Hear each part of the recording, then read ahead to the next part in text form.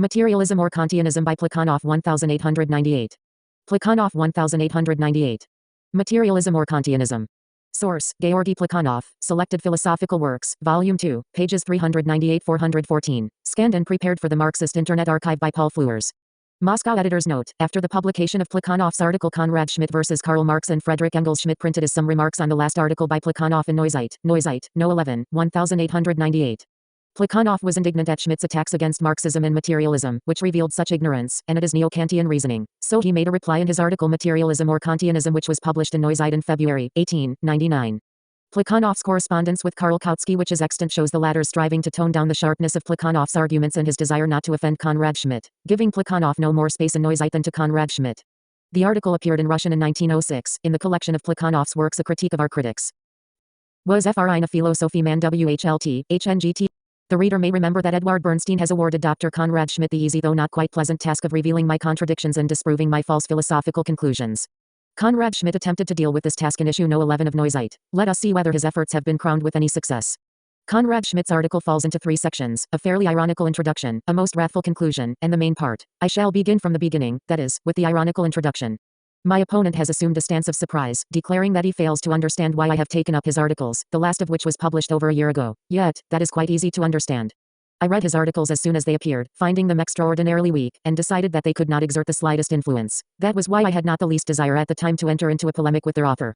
After all, so many poor articles do appear, to disprove which is not worth the trouble. But last spring, Herr Edward Bernstein announced urbi et orbi that Konrad Schmidt's feeble articles had given him an immediate impetus.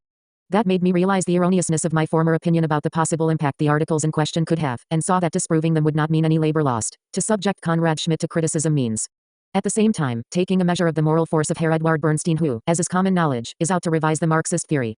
Guided by such considerations, I wrote an article entitled Konrad Schmidt vs. Karl Marx and Friedrich Engels. Consequently, that article is not so much lacking in interest as my opponent asserts. And now I shall deal with the main section of the esteemed doctor's article. The best refutation of Kantianism, Engels said, is provided by our daily practical activities, and especially by industry. The proof of the pudding is in the eating, he went on to say. Konrad Schmidt has found, not only that Engels' reasoning is poor but, what is far worse, that he evades any consideration of the matter. In my article, I came out against that opinion, and showed that Konrad Schmidt had been unable to digest Engels' pudding. I had not the least intention of pleasing my opponent, so it is not surprising that neither in form nor in content did my article meet with his approval. As for the form, I shall deal with that at the end of the present article, and shall dwell on the content forthwith. When Marx and Engels said that people's practical activities daily provide the best refutation of Kantianism, they were emphasizing the strange contradiction that underlies the Kantian doctrine. That contradiction consists, on the one hand, in Kant considering a thing in itself the cause of our representations, while, on the other, he finds that the category of cause cannot be applied to it. In revealing that contradiction, I incidentally wrote the following. What is a phenomenon? It is a condition of our consciousness evoked by the effect on us of things in themselves. That is what Kant says. From this definition, it follows that anticipating a given phenomenon means anticipating the effect that a thing in itself will have on us. It may now be asked whether we can anticipate certain phenomena. The answer is, of course, we can. This is guaranteed by science and technology. This, however, can only mean that we can anticipate some effect that the things in themselves may have on us. If we can anticipate some effect of the things named, then that means that we are aware of some of their properties. So if we are aware of some of their properties, we have no right to call them unknowable. This sophistry of Kant's falls to the ground, shattered by the logic of his own doctrine. That is what Engels meant by his pudding. His proof is as clear and irrefutable as that of a mathematical theorem. First and foremost, Dr. Konrad Schmidt has attempted to disprove this passage in my article. If that were true, he states with the delicate irony that pervades his article, things would be in a bad way with the irrefutability of mathematical proof. He goes on to rebuke me for an impermissible confusion of notions. What are those things that act on us, and thereby enable us to learn some of their properties, he asks. They are things materially determined in time and space, that is to say, the fundamental definitions and properties of such things are themselves of a purely phenomenalistic character. Since that is so, it is perfectly natural for our learned doctor to regard with contempt both Engels' pudding and the conclusions I have based on that pudding. Consequently, if Kant's invention is shattered by the logic of his own doctrine, and we shall think so at least until we are provided with other proofs, it is evidently because an alien non-logic is brought into that logic by means of a play on words. What contempt, and what an annihilating conclusion. The materialists are playing with words and are bringing their own non-logic into the logic of Kantianism. This can be evidently explained by the materialists, in their capacity of dogmatists and metaphysicians, failing to possess the faculties necessary for an understanding of Kant's doctrine. A critical thinker would never say what we poor dogmatic materialists make so bold to state. But are you quite sure of what you are saying, most esteemed opponent? Let us consider the question we are concerned with, in the light of the history of philosophy. As far back as 1787, Friedrich Heinrich Jacobi reproached Kant, in the supplement to his dialogue Idealismus und Realismus, with the contradiction I am referring to. Here is what he wrote on the score. I ask how one can combine, first, an assumption of objects which produce impressions on our senses and thus give rise to representations, and, second, a postulate which seeks to destroy any foundation for that assumption? If one takes into consideration that space and all things in space, according to the Kantian system, exist nowhere except in ourselves, that all changes and even changes in our own internal condition are nothing but forms of our representation, and are indicative of no objective actual change or processes, that such changes are not indicative either of the external or internal sequence of phenomena. If one takes into consideration that all the fundamental laws of the mind are merely the subjective conditions which are the laws of our thinking, not of nature as such, if one thoroughly weighs all these propositions, then one is bound to ask, is it possible, side by side with these propositions, to assume the existence of objects which produce impressions on our senses, and thus give rise to representations? What you see here, Herr Dr. Schmidt, is that very non-logic which has so greatly displeased you in the writings of the materialists. Does that surprise you? Bear with me a little, you will hear things that are even more surprising. As I have already remarked, the dialogue Idealismus und Realismus came out as far back as 1787. In 1792, Gottlob Ernst Schulze, who was then a professor at Helmstedt, proved, in his book Necidimus, that Kant and his pupil Reinhold did not themselves realize the conclusions that logically stemmed from their doctrine. A thing in itself is claimed to be a necessary condition of experience, but, at the same time, it is allegedly quite unknown. But if that is so, then we cannot know whether things in themselves exist in reality and whether they can be the cause of anything. Therefore, we have no grounds to consider them conditions of experience. Further, if we assume, together with Kant, that the categories of cause and effect are applicable only to objects of experience, then it cannot be maintained that the action of things that exist outside of our representations yields the content of the latter. Again, the same non-logic. The author of Necidimus thinks, just as I do today, that, according to Kant, a thing in itself is the cause of our representations. We both have one and the same point of departure, the difference being that G. E. Schulze makes use of Kant's inconsistency so as to arrive at skeptical conclusions, while my own conclusions are of a materialist character. The distinction is no doubt a great one, but it does not interest us here, where we are speaking only of an understanding of Kant's doctrine of a thing in itself. It was not only Schulze and Jacobi who understood Kant in this fashion at the time. 5 years after the publication of Necidimus, Fichte wrote that the Kniggsburg philosopher was understood in that sense by all the Kantians, with the exception of Beck. Fichte went on to rebuke the popularizers of Kant for that very contradiction on which Engels based his refutation of critical philosophy. Your globe rests on an elephant, and the elephant stands on the globe. Your thing in itself, which is a mere thought, is supposed to act on the subject. Fichte was firmly convinced that the Kantianism of the Kantians, which he considered nothing else but an adventurous blend of the grossest dogmatism and forthright idealism, could not have been the Kantianism of Kant himself. He asserted that the real meaning of the Kantianism was expressed in the Wissenschaftslehre. Do you know what took place after that, Herr Doctor? In his well-known Erklärungen Beziehung auf Fichte's Wissenschaftslehre, Kant did not at all live up to the great idealist's expectations. He wrote that he considered Fichte's Wissenschaftslehre a totally groundless system, and rejected any solidarity with that philosophy. In the same Erklärung, Kant said that his critique of pure reason should be understood literally, and quoted the Italian proverb, "Heaven save us from our friends, we shall cope with our enemies ourselves." In a letter to Tiefenbrunck which he wrote at the time, Kant expressed his thought even more clearly. Lack of time had prevented him from reading through Fichte's Wissenschaftslehre, but he was able to read a review of the book written, Kant added, with a great deal of warmth for Herr Fichte, and he found that the latter's philosophy resembled a spectre. At the moment you think you have been able to lay your hands on it, you discover you have grabbed nothing but your own self, with that self possessing nothing except the hand stretched out for the capture. Thus, the question was settled once and for all and with no ambiguity. Kant showed that the Kantianism of the Kantians coincided with his own Kantianism.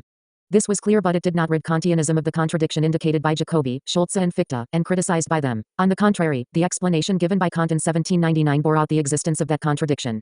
Conrad Schmidt thinks that my understanding of Kant's doctrine does not resemble the way it is understood by all the historians of philosophy. Even if that were so, that would not disturb me in the least. The indisputable historical facts I have quoted above fully bear out the correctness of my understanding of Kant. Were the historians of philosophy to disapprove of that understanding, I would have every right to say, so much the worse for the historians of philosophy. But Dr. Schmidt is mistaken in this respect just as badly as he is in everything, throughout his article. Indeed, listen to what has been said on this score by Friedrich Überweg, for instance. In the opinion of this historian of philosophy, one of Kant's contradictions is that things in themselves, on the one hand, are supposed to affect us, which involves time and causality. On the other hand, Kant recognizes time and causality as a priori forms only within the world of phenomena, but not beyond it. Have I not said the same thing? Now let us see what Edward Zeller has to say. We must of course assume that a reality distinct from our subject corresponds to our sensations. Kant tries to show that in the second edition of his Critique of Pure Reason, in his struggle against Berkeley's idealism. Edward Zeller is not satisfied with Kant's arguments against Berkeley, but that does not prevent him from understanding the real meaning of the Kantian doctrine, and saying, Kant always asserted that our sensations are not merely a product of the thinking subject but refer to things that exist independently of our representation. In his criticism of Kant's philosophy, Zeller, incidentally, says the following. If he accepted the concept of causality as a category of our intellect, a category which, as such, is applicable only to phenomena, he should not have applied it to the thing in itself. In other words, he should not have considered the thing in itself the cause of our representations. Here we see the same understanding of Kant that Engels held and which I hold. Had Dr. Conrad Schmidt learned it, he would, of course, never have declared that it was contradicted by all the historians of philosophy. Erdmann, too, for whom a thing in itself was merely an ultimate concept, was obliged to acknowledge that Kant's thing in itself is a condition of phenomena that is independent of us. But if that thing in itself is a condition of a phenomenon, then the latter is conditioned by it, and we again have the contradiction that came in for so much discussion by people of understanding throughout the 19th century, a contradiction that only the profoundly penetrative mind of our Dr. Irrefragabilis could have failed to notice. I am, of course, well aware that some historians of philosophy turn Kantianism into idealism pure and simple. But some does not mean all, in the first place. Secondly, if Dr. Schmidt is in agreement with these historians, he should try to prove to us that they are right. He has chosen an easier path by limiting himself to calling the interpretation of Kantianism held by Marx and Engels an absurd invention of ignoramuses. We have seen that, according to Conrad Schmidt, it is not things in themselves that affect us, but things that are determined in time and space. I would not set about disputing that were my opponent to say that such is the actual meaning of his own philosophy. However, he claims that such is the meaning of Kant's philosophy, and that is something to which I must object most emphatically. I would ask Conrad Schmidt to open Metaphysische Anfangsgrund der Naturwissenschaft and read, in the second main section, the second note to the fourth theorem. In this passage, Kant sets forth a view of a certain geometrician, which he fully shares. It consists in the following. Space is in no way a property inherent as such in anything, outside us, it is merely the subjective form of our sensual perception, a form in which the objects of our external senses appear to us. We do not know those objects as they are in themselves, but we call their appearance matter.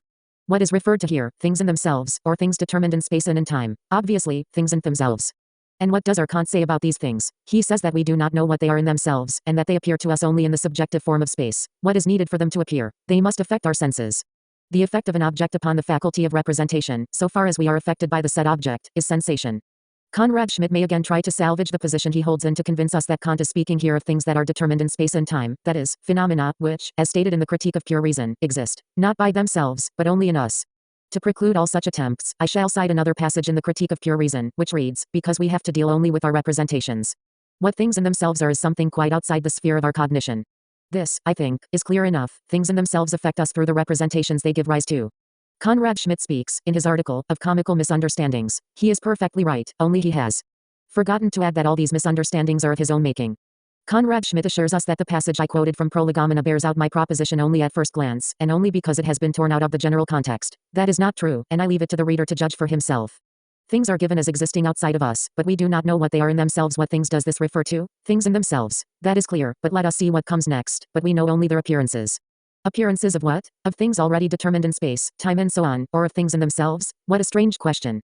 Who will fail to see that Kant is speaking here of things in themselves? But let us proceed. These are representations which are caused by the effect of things on us.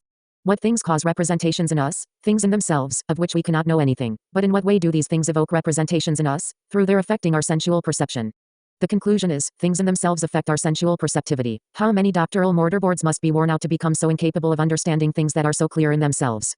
As for the link between the passage I have quoted and the general context, I would ask the reader to judge for himself after reading the first paragraph of Prolegomena, particularly the second note to that paragraph. Besides, I would draw the reader's attention to paragraph 36 in the same book, where we read the following. In the first place, how is nature in the material sense, that is, in contemplation, as the essence of phenomena, how are space, time and what fills them both, how is the object of perception at all possible? The answer is, thanks to our senses which, in keeping with their specific nature, receive impressions from objects which are unknown by themselves and are quite distinct from those phenomena. Now tell us, Dr. Schmidt, what objects affect our senses? My opponent asserts that, in my articles, I treat him almost as though he were a schoolboy. Speaking for myself, I have not the least desire to act the schoolmaster towards him, yet I cannot refrain from offering him some good advice. Mein Thera Freund, ich rath drum zuerst Collegium Logicum. But let us hark back to Kant. His assumption of the existence of the thing in itself, though he hedged it about with various reservations, is based on a deduction from the law of causality, that is, on empirical contemplation, or, more precisely, the sensation in our organs of sense which it derives from having to possess an external cause. But, according to his own and quite correct discovery, the law of causality is known to us priori, that is, it is a function of our intellect, and consequently is subjective in origin. The non-logic in these lines belongs to Arthur Schopenhauer. That non-logic is so strong that our doctor's feeble logic smashes against it like a bottle against a stone. Whatever Dr. Conrad Schmidt and his ilk may say, there can be no doubt that a strange contradiction underlies the Kantian system. But a contradiction cannot serve as a foundation, it is indicative only of groundlessness. Consequently, the contradiction must be eliminated. How is that to be done? For that, there are two roads. One of them consists in development towards subjective idealism, the other in development towards materialism. Which road is the right one? That is the gist of the matter. According to subjective idealism, for example, that of Fichte, a thing in itself is located within the eye. Consequently, we have to deal only with consciousness. That is what Fichte says frequently and unambiguously. Any being, that of the eye, just as that of the not-I, is merely a certain modification of consciousness. But if that is so, if genuine and real being is that of the spirit as is asserted by the same Fichte, then we arrive at strange and unexpected conclusions. Indeed, I shall be obliged to acknowledge, in that case, that all the people who seem to me existent outside of my eye are only modifications of my consciousness. Heine once wrote of several Berlin ladies who indignantly asked whether the author of Wissenschaftslehre recognized at least the existence of his own wife. This jest, which contains a true thought, reveals the Achilles heel of subjective idealism. At any rate, Fichte himself sensed this and endeavored, as much as he could, to eliminate this weak point in his system. He explained that his I was not an individual but a world I, an absolute I. It is clear that my absolute I is not an individual in the sense that I have been interpreted by offended courtiers and importunate philosophers, so as to impute to me the shameful doctrine of practical egoism. But the individual must be deduced from the absolute I. My Wissenschaftslehre will deal with that in the doctrine of natural law. However, we meet, in his natural law, arguments only such as the following: a rational being cannot posit itself to possess consciousness of self as such, without considering itself an individual among other rational beings existing outside of him. This is a very feeble deduction. The entire force of the proof rests on the emphasis placed on the word individual. A rational being cannot see itself as such without being aware at the same time of the not I in general, that is, of people and things. Is this proof of the existence of things outside the consciousness of this rational being? It is not. Consequently, neither is it proof of the existence of other individuals. Instead of deducing the existence of people, Fichte makes there being a moral postulate. But that means bypassing the obstacle, not surmounting it. Until we have surmounted it, we have not got rid of the absurdities to which any philosophical system must lead, which denies the existence of things outside of us and their effect on our external senses. If the existence of other individuals is only in the spirit, then my mother is merely a phenomenon, and, as a phenomenon, she exists only in me. Consequently, to say that I am born of women is absurd. It is with just as little confidence that I can say that I shall die sooner or later. I know only that other people die, but since they are nothing but representations, I have no right to assert that I am just as mortal as they are. In this case, a logical conclusion on the basis of analogy is not valid. One can easily realize the bewildering maze of absurdities we shall enter should we begin to consider and study the history of mankind and our universe from the viewpoint of idealism.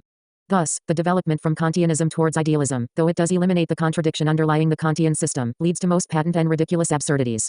2. Let us now see what the development from Kantianism towards materialism will lead us to. But in the first place we must agree on the terminology. What kind of materialism do we have in mind? Is it the materialism which has existed in the minds of Philistines, who are noted far more for a fear of God than for philosophical talent? Or perhaps, the reference is to genuine materialism, that is, that materialism whose fundamentals are contained in the writings of the leading materialists? Materialism has been slandered no less than socialism has. That is why, when we hear arguments on materialism, we must sometimes ask ourselves whether this doctrine is not being distorted. My esteemed opponent is among those who set about refuting materialism without going to the trouble of making a thorough study of it and trying to understand it. He says, for instance, the materialist should affirm that this essence is identical with phenomena. This is not only erroneous but an error that is indeed delicious in form. We materialists are to affirm that the essence of things is identical with phenomena. Why should we make a statement that is just as preposterous in form as it is in its essence? Perhaps we should do that so as to make it easier for Herr Conrad Schmidt to cope with the easy task of refuting us. Materialists are kindly people, no doubt, but to demand such excessive courtesies from them means going too far.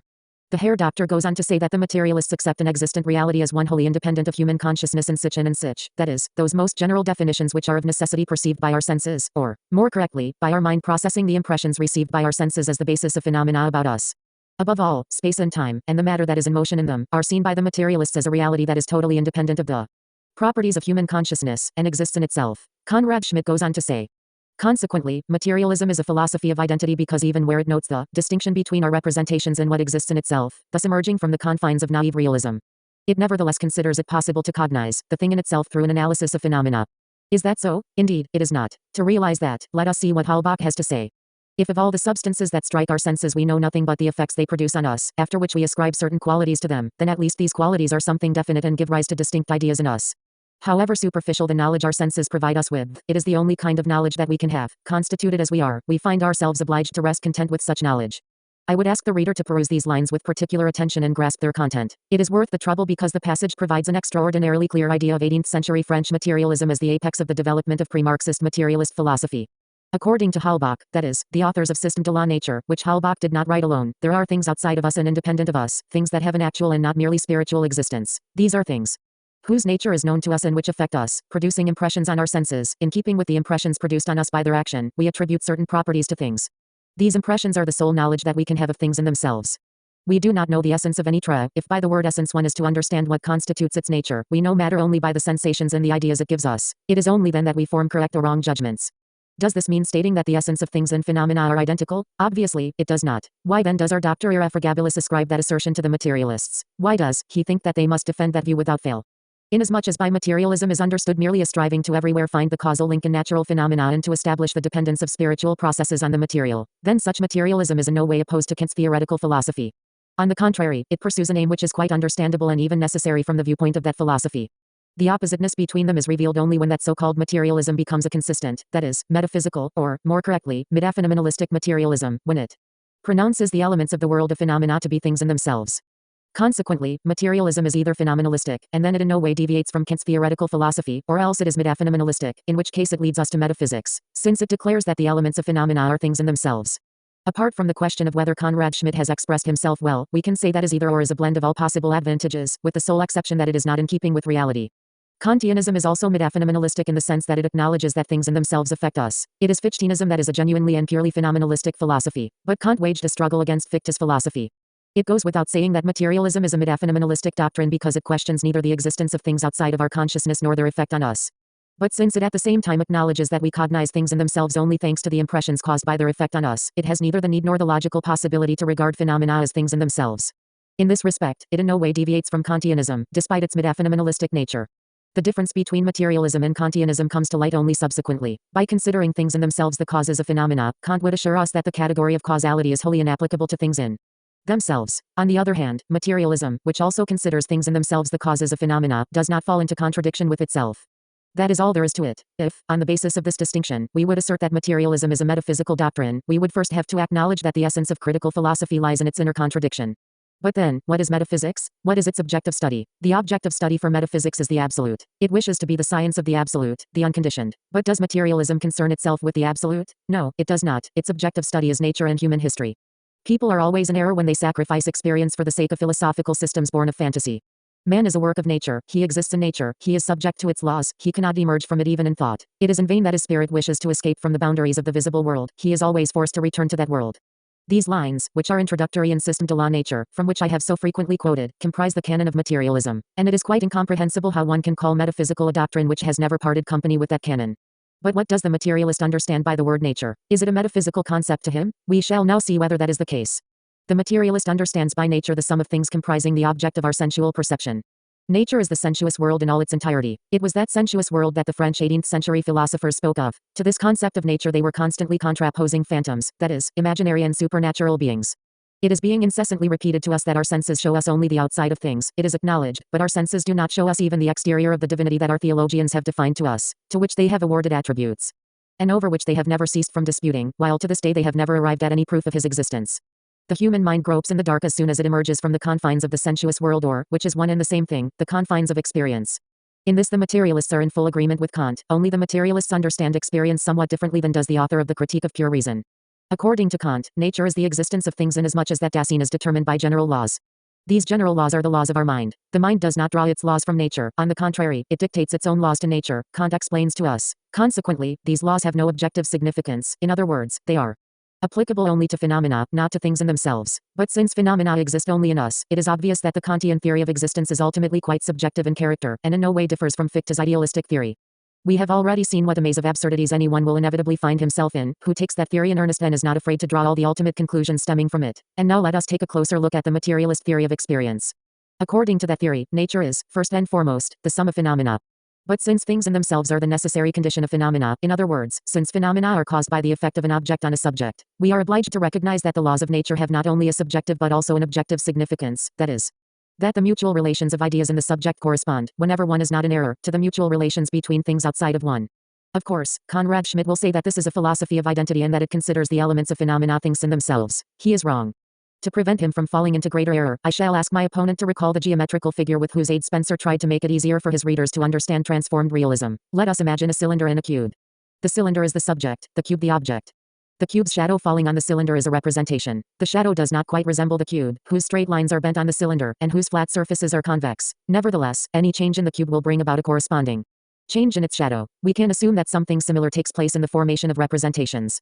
The sensations caused in the subject by an object's effect on it are, quite unlike the latter, just as they are unlike the subject, yet to every change in the object there corresponds a change in its effect on the subject. This is in no way the crude and vulgar philosophy of identity which Conrad Schmidt ascribes to us. This theory of experience, which takes nature as its point of departure, enables us to avoid both the inconsistencies of Kantianism and the absurdities of subjective idealism. It may be objected that Herbert Spencer's transformed realism is one thing, and materialism is another. Lack of space prevents me from giving consideration here to the main distinction between these two doctrines. All I can say in this article, incidentally, enough for my purpose, is the following. Spencer's theory of knowledge, within the borders I am making use of it here, is merely a further development of the ideas of the 18th century French materialists. Without thou there is no I, said old F. H. Jacobi. For my part, I shall say, without thou there is no I that is free of certain very strong pangs of conscience. Here is a convincing example. If no Herr Konrad Schmidt existed as a thing in itself, if he were merely a phenomenon, that is, a representation existing only in my consciousness, I would never forgive myself for my consciousness having brought forth a doctor so awkward in the field of philosophical thinking. But if an actual Herr Konrad Schmidt corresponds to my representation, then I am not responsible for his logical blunders. My conscience is clear, and that is a good deal in our vale of tears.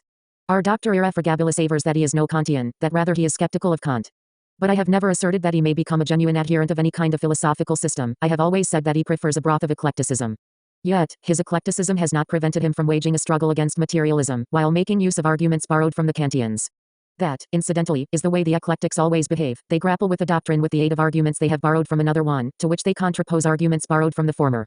Yet, Herr Bernstein, to whom Dr. Schmidt's miserable article has given an immediate impetus, has gone as far as Kant in his retrogression. True, he has reached Kant only up to a certain point. But the parishioners always take after the priest, as the Russian proverb says. The eclectic disciple takes after the eclectic teacher. In any case, it is noteworthy that Konrad Schmidt's articles make some readers inclined to return to Kant, not to any other philosopher. Finally, I shall go over to the highly wrathful conclusion of Herr Konrad Schmidt's article. I have affirmed that the bourgeoisie are interested in resurrecting Kant's philosophy because they hope that it will help them to lull the proletariat into quietude. It is with his customary elegance of style that Konrad Schmidt replies to me. Whatever opinion we may have of the bourgeoisie's intellect, they are not so crassly stupid as to harbor such absurd hopes. What boundless schematism, what lack of all and any criticism and any original and lively attitude towards reality lies concealed behind such devices of construction. May I be allowed to interrupt the wrathful doctor, and ask him several questions? 1. Are the bourgeoisie interested in edifying the proletariat and countering atheism, which is spreading more and more in that class? 2. Do they need a strong spiritual weapon for that edification in that struggle against atheism? 3. Has Kantianism not been considered a weapon most suited for that purpose, and is it not considered as such to this day? Konrad Schmidt is evidently very poorly acquainted with the history of philosophy. If he knew it, he would be aware that Kantianism was greeted, when it first appeared, as the best weapon for the struggle against materialism and other shocking doctrines. Karl Leonard Reinhold, that first vulgarizer of Kantianism, already saw as one of the chief merits of that system its obliging natural scientists to abandon their groundless claims to knowledge. He wrote that atheism, which is now so widespread, under the guise of fatalism, materialism and Spinozism, is presented by Kant as a phantom that deludes our minds, with an effectiveness beyond the reach of our modern theologists, who engage in exposing the devil, if there still remain fatalists, or if they will appear in due course. They will be people who have either ignored or failed to understand the critique of pure reason. Crassly stupid. No, believe me, it is not the bourgeoisie that are marked, in this respect, by stupidity. If I, like all those indirectly attacked by Plekhanov, were inclined to Kant's philosophy in imitation of the bourgeoisie, then it is surprising that we are interested precisely in its theory of knowledge, that is, that part of Kant's philosophy which, in any case, has nothing in common with the practical interests of the bourgeoisie. To this I shall reply in the words of Reinhold, as quoted above: you have either ignored the critique of pure reason, or failed to understand it. Kant, who, it may well be imagined, had a better understanding of his own theory of knowledge than Konrad Schmidt has, says the following in the preface to the second edition of his Critique of Pure Reason. Thus, I cannot even make the assumption of God, freedom and immortality, as the practical interests of my mind require, if I do not deprive speculative reason of its pretensions to transcendent insight. I must, therefore, abolish knowledge, to make room for belief. No, and again no. The bourgeoisie are far from being stupid. A few words more before I conclude. Konrad Schmidt accuses me of resorting to the most arbitrary combinations of ideas so as to undermine the political credibility of those who permit themselves to think differently from Plekhanov in the sphere of philosophy. This is thrice wrong. 1. Everything said above has shown in sufficient measure that the combinations of ideas to which I have resorted are in no way arbitrary. 2. In my polemic, I have always pursued the truth and have been little concerned with anyone's political credibility. It is highly arbitrarily that Konrad Schmidt has interpreted what he has read in my heart. 3. In my articles, which have so angered our Herr Doctor, I have defended, not the view held by G. Plekhanov but that of Engels and Marx. The only thing which G. Plekhanov can and does lay claim to is a correct understanding of that view. I defend and shall always continue to defend that view with ardor and conviction. And if some readers shrug their shoulders at my being so ardent in a polemic that is concerned with the most important questions of human knowledge, and, at the same time, deal with the most vital interests of the working class, inasmuch as it is very harmful for that class to feed on what Engels called the pauper's broth of eclecticism, then I shall shrug my shoulders in my turn, and say, so much the worse for such readers. Notes. Notes are by Plekhanov, except those by the Moscow